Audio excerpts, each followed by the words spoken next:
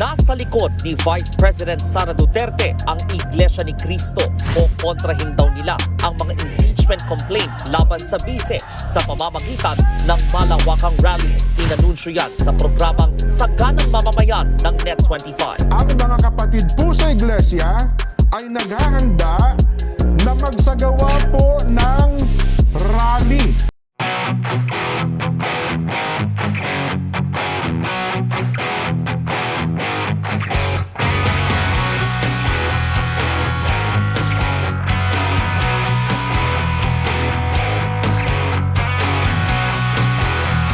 Ayon sa INC, pabor sila sa naunang pahayag ni Pangulong Bongbong Marcos na aksaya lang sa oras ang impeachment kaya hindi na ito dapat pang gawin.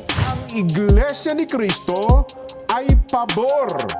Pabor po sa opinyon ng Pangulong Bongbong Marcos na hindi sumang-ayon sa isinusulong ng ilang sektor na impeachment.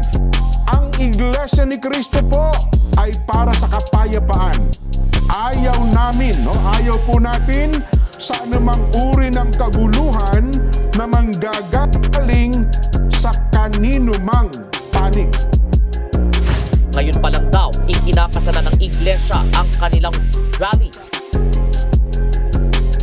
Ayun nga po, na sabi lalo ang Iglesia ni Cristo sa rally.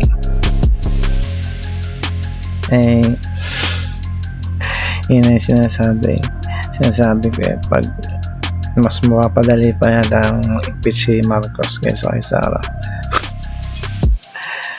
Alam naman po natin na ang Iglesia ni Cristo yan malawak din ang mga religion ng mga yan. Marami din silang member. Kung makikilala ko lahat yung miyembro na ay baka po mapuno pa yung yung EDSA. Kaya po